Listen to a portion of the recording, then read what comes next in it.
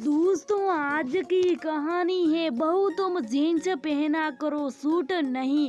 दोस्तों कहानी शुरू करने से पहले अगर हमारे चैनल को सब्सक्राइब नहीं किया हो तो कर लीजिए ताकि आपके पास पहुंचे हर रोज नया वीडियो।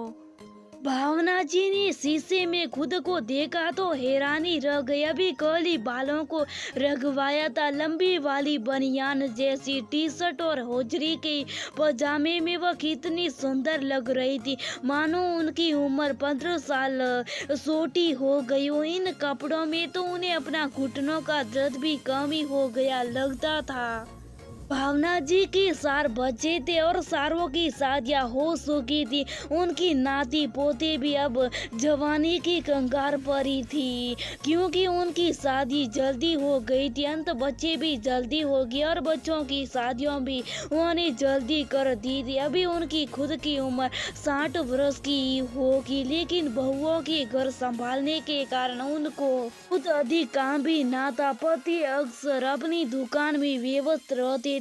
वो पोते और पोतियों के साथ ही बातें करते हुए अपना समय व्यतीत करती थी। सुबह शाम उनका मंदिर जाने का नियम था, जहाँ की वो अपनी सहेलियों से भी मिल लेती थी। उनके घर में सारी परंपराएं निभाई जाती थी। वह खुद भी सर ढक कर रहती थी और बहुओं के लिए भी साड़ी पहनना और शक ढकना अनिवार्य था। बदलते समय के साथ धीरे धीरे बहुओं ने सर ढकना तो छोड़ ही दिया था, और क्योंकि नंदों को भी सूट मिली हुई थी इसलिए उन्हें भी साई सूट पहनने की आज्ञा मिल चुकी थी। धीरे धीरे घर में सबने बहुओं का सूट पहनना स्वीकार कर लिया था। पोते पोतियां का सकरट वगैरह पहने में 1-2 बार तो दादाजी को अंतरज हुआ, लेकिन वो बच्चों के माँ बाप यानी बेटे बहू की मर्जी के आगे वह चुप रहे। अब उस घर का परिवेश लगभग पूर्णतः बदल चुका था। सिर्फ भावना जी थी जो सिर्फ साड़ी पहनती थी।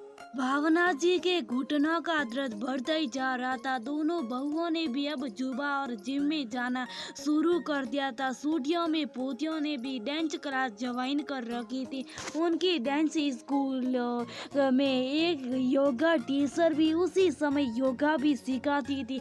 भावना जी की पोतियों ने जब उनसे कहा कि आप भी हमारे साथ चल लिया करो, वहाँ सारू की दादी भी योगा सीखने आती। योगा टीचर ने हमने जब बात करी थी तो उन्होंने कहा था कि अगर आपकी दादी भी योगा क्लास ज्वाइन कर लेगी तो धीरे धीरे उनके घुटनों का दर्द भी काफी हद तक कम हो जाएगा।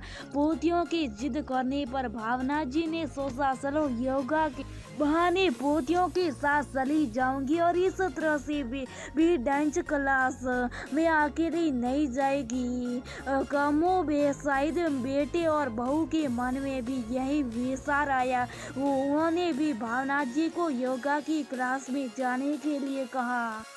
अब 2-3 दिन में ही भावना जी को समझ में आ गया कि साड़ी पहन के योगा करना थोड़ा मुश्किल हो जाता है और बहुत ही एक्सरसाइज वो सिर्फ साड़ी पहनने के कारण ही नहीं कर पाती। जाते हुए योगा टीचर ने उसे योगा के लिए टी शर्ट पजामा पहनकर आने के लिए कहा। पहले तो भावना जी को बहुत अजीब लगा, लेकिन जब उनकी पोती उनकी योगा के लिए बड़ी लंबी सी टी शर्ट और पजामा की 2 सेट लाई तो भावना जी ने शायद शादी के बाद में पहली बार ऐसे कपड़े पहने थे और वह हैरान होकर खुद को शीशे में निहार रही थी। सासू माँ में आई सुखद परिवर्तन को देखकर बेटे बहुए और बच्चे सब हैरान थे।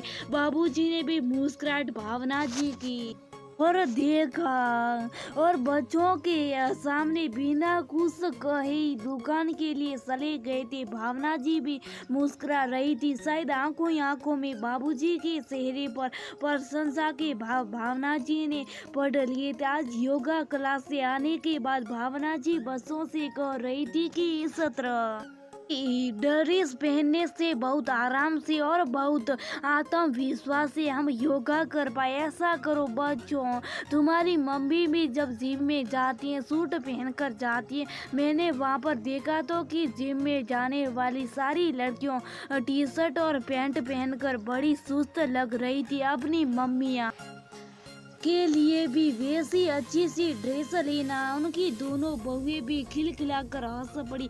तभी भावना जी ने कहा, आज से खाना खाकर मैं तो साड़ी पहनने की वजह यही पहनकर सो जाऊंगी। कितनी आरामदायक ड्रेस